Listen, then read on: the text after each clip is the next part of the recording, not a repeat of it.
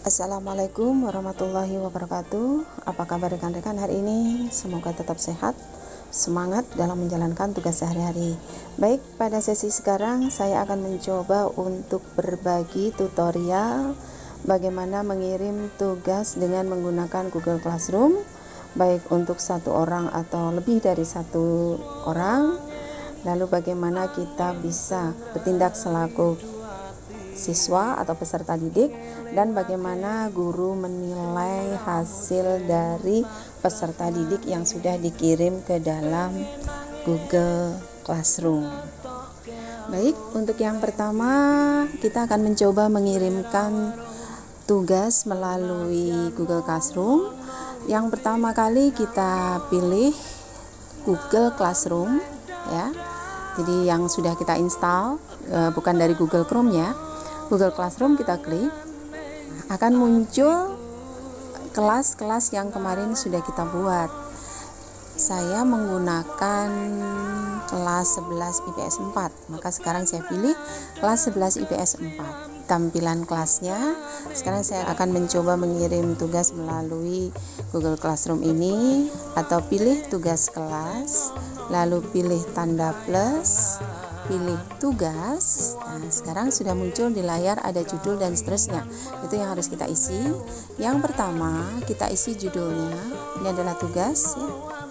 Tugas ekonomi 1. Deskripsinya ini berisi tentang penjelasan dari tugas. Nah, untuk saya silakan dibuka tugas ekonomi yang ada,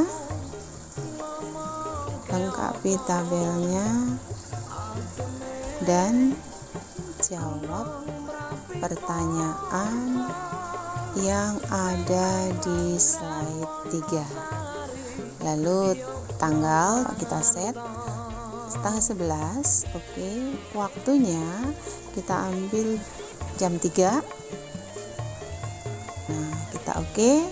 Lalu topiknya kita pilih indeks harga dan inflasi. Selesai simpan. Nah, sekarang akan kita kirim ke satu siswa. Maka klik yang semua siswa. Lalu hilangkan centangnya. Pilih salah satu siswa yang akan kita berikan atau akan kita kirim tugas. Saya ambil Anik Kristianingsih. Lalu selesai. Nah, baru kita cari tugasnya.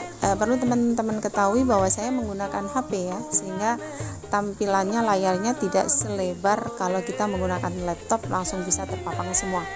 Baik, saya akan mencari tugasnya dengan cara klik tombol pin yang ada di sebelah kiri logo kirim.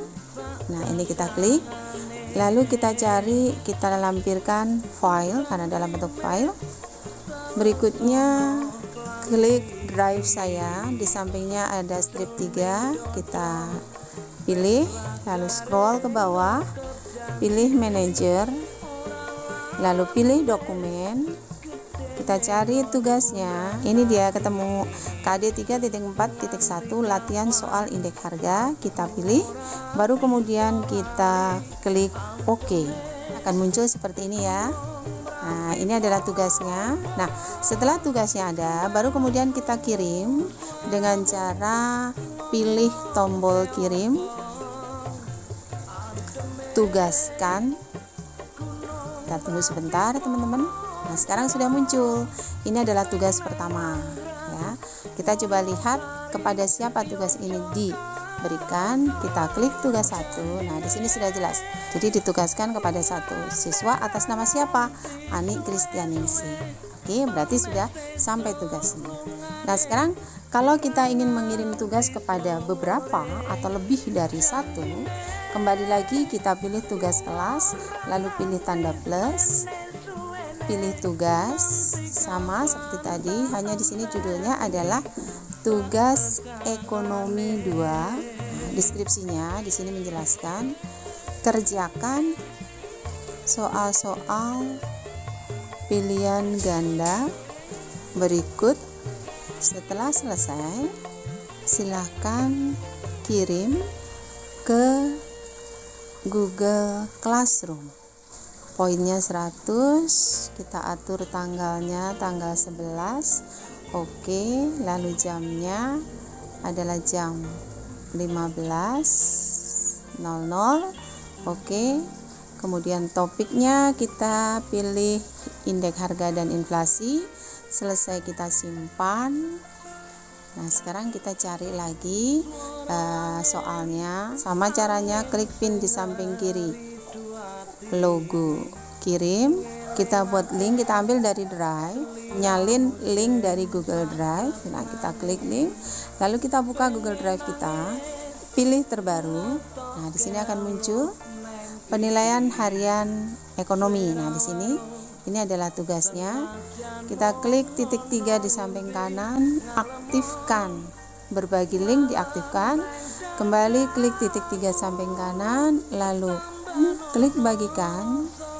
Setelah itu klik logo link ini, lalu ubah, karena di sini siapa saja, berarti siapa saja boleh melihat ya. Nah, kita batasi, maka ada klik ubah, lalu batasi hanya orang yang telah ditambahkan. Kita klik, tunggu sebentar. Nah, sudah. Setelah itu baru kita pencet lama, lalu salin link. Kembali lagi ke Google Classroom. Di sini tempel ditambahkan. Setelah itu klik tempel, lalu tambahkan. Ini tugasnya sudah muncul di sini. Setelah muncul di sini, kita kirimkan ke semua siswa. Nah, di sini sudah semua siswa, jadi tidak perlu kita klik lagi. Tapi kalau kita misalnya masih belum percaya, boleh kita lihat dengan klik semua siswa. Nah, di sini semua sudah tercentang sebanyak 15 siswa. Oke. Nah, baru kemudian setelah tugasnya ada, kita kirim. Pilih tombol kirim. Kita tunggu sampai muncul di layar. Nah, akan muncul di layar di sini tugas 2. Nah, untuk mengetahui dikirim kepada siapa aja, maka klik tugas 2. Di sini sudah jelas, diposting atau ditugaskan kepada 15 peserta. Belum ada yang menyerahkan karena baru ditugaskan. Nah, itu caranya ya. Nah, itulah rekan-rekan bagaimana cara kita untuk mengirimkan tugas dengan menggunakan Google Classroom. Sekarang untuk kegiatan berikutnya, saya akan mencoba untuk bertindak sebagai peserta. Saya coba kali aja ada tugas ya. Siapa tahu, saya klik. Nah, di sini muncul tugas, ada 2 tugas dari Bu Ani. Ada tugas 1, ada tugas 2. Saya coba kerjakan untuk yang tugas 1. Apa sih tugas 1 isinya? Oh, tentang indeks harga. Jadi kita disuruh mengerjakan indeks harga tertimbang dan tidak tertimbang dengan metode seperti ini. Oke, kita coba kerjakan. Saya kirim tugasnya. Saya klik tambahan lampiran. Saya simpan di file, berarti saya akan ambil tugas yang sudah saya kerjakan, drive saya, lalu ada di manager file, ambil di dokumen, jawaban mana ya? Oh, ini sudah saya pilih jawaban latihan soal, lalu saya klik OK. Saya tunggu sebentar, loadingnya lama di sini, sinyalnya enggak. Nah, ini saya sudah jawab, lalu saya tambahkan aja komentar. Assalamualaikum Bu Ani, saya sudah menyerahkan tugas ekonomi 1 tentang indeks harga, mohon dikoreksi ya Bu, terima kasih. Nah, saya coba kirim, lalu tugasnya saya serahkan tugas. Itu tugas 1. Saya coba lihat tadi ada tugas 2. Coba saya klik tugas 2, isinya apa ya? Penilaian harian. Saya coba klik, saya coba buka dengan Google Chrome. Nah, di sini berarti saya tulis nama saya. Saya adalah kelas IPS 4. Saya klik berikutnya. Apa ya pertanyaannya? Jawablah pertanyaan berikut dengan memilih salah satu. Oke. Uang logam dan uang kertas adalah pembagian uang berdasarkan bahan. Tujuan tunggal bank sentral adalah mencapai stabil. Soal yang pelayanan bank ya dalam pengiriman uang kepada pihak lain disebut pelayanan bank dalam pengiriman uang kepada pihak lain. Mudah-mudahan betul ya, transfer. Nilai uang yang terdapat pada setiap mata uang disebut nilai ekstrinsik. Mata uang adalah ekstrinsik. Intrinsik itu nilai bahan kalau nggak salah. Mata uang yang syah dalam pembayaran dengan nilai nominal sama. Kalau sama itu berarti penuh. Penuh adalah full valid money. Berikut yang termasuk fungsi asli uang sebagai satuan hitung pasti. Istilah bank berasal dari bahasa Italia, yaitu banco yang berarti kredit. Benar nggak ya? Mudah-mudahan betul. Jika jumlah uang yang beredar di masyarakat lebih banyak dari yang dibutuhkan, maka itu disebut dengan inflasi. Dalam masyarakat sederhana, pemenuhan kebutuhan dilakukan dengan sistem barter pasti, karena mereka belum punya uang, belum mengenal uang. Berikut yang termasuk usaha kredit pasif. Pasif itu berarti tidak menghasilkan, harus membayar. Apa ya? Kita ambil giro aja deh. Oke, lalu saya sudah tulis semua. Baik, saya kirim aja.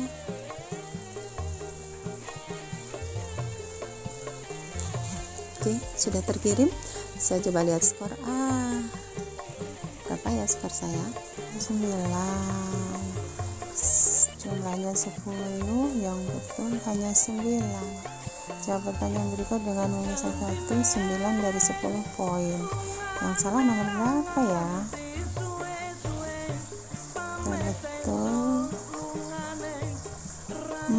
Istilah bank berasal dari bahasa Italia, yaitu banco yang berarti saya jawab kredit. Ternyata jawaban yang benar adalah meja kursi. Ya sudahlah, nggak apa-apa, lumayan betul 9. Sekarang saya kirim aja. Baik rekan-rekan, sekarang kita coba lihat yang di posisi guru ya. Bagaimana cara menilai? Kita klik kelas, lalu kita pilih kelas 11 IPS 4. Lalu kita klik di sini. Kita lihat tugas 1. Udah ada yang menyerahkan 1. Atas nama siapa ini? Ini Christian Ningsih ya. Kita klik di sini. Ini jawaban latihan soal. Saya coba buka. Jadi dia sudah kerjakan. Ini tabel-tabel yang dia lengkapi. Lalu ini adalah perhitungannya dan ternyata betul semua. Kita berikan nilai di situ 100. Saya akan berikan komentar. Jawaban sudah Ibu periksa dan benar semua. Benar semua. Bagus sekali Ani. Mudah-mudahan soal PG-nya juga bagus. Kita kirim ke sana, lalu kita kembalikan tugas klik. Berarti tugasnya kembalikan, berarti dia sudah bisa melihat nilainya. Oke, untuk selanjutnya Kita coba cek untuk soal atau yang kedua, tugas yang kedua. Nah, di sini sudah diserahkan, berarti dia sudah dapat nilai di sini ya. Karena sudah menyerahkan, berapa dia nilainya? Tadi sudah kita lihat, yaitu sebetulnya 9, berarti nilainya 90. Untuk PG, kamu sudah bisa melihat skornya. Benar 9, berarti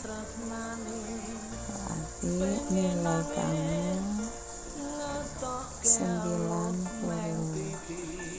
Selamat ya, bagus nilainya.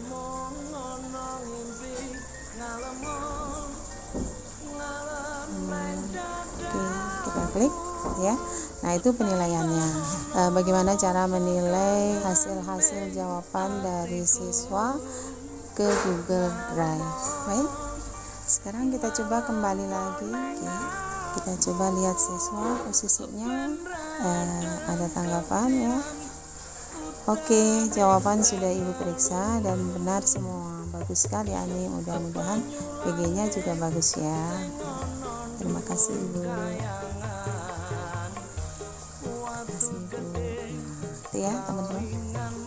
Itu ya teman-teman. Jadi itu caranya kalau kita ingin menilai atau ingin melihat juga selaku siswa apa saja yang ada di siswa. Nah, kita bisa lihat di sini ya, ada tugas 2, ada tugas 1.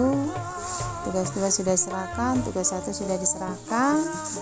Kita coba kembali lagi ke guru. Nah, kita kembali lagi ke kelas yang klasikal umum sebagai guru. Nah, di sini kita coba lihat. Jadi sudah semua ya. Ini. Nah, di situ diserahkan 1, berarti 14 siswa yang belum menyerahkan. Lalu yang di sini sudah diserahkan, yang ditugaskan nggak ada karena hanya 1 orang. Yang menyerahkan siapa? Ani Kristianingsih. Nah, itulah rekan-rekan bagaimana cara kita untuk memberikan tugas melalui Google Classroom, lalu bagaimana menilai, bagaimana posisi siswa, lalu bagaimana mengirim. Mudah-mudahan tutorial ini bisa bermanfaat. Kalau ada yang salah mohon dimaafkan. Sampai ketemu pada pertemuan berikutnya. Assalamualaikum warahmatullahi wabarakatuh.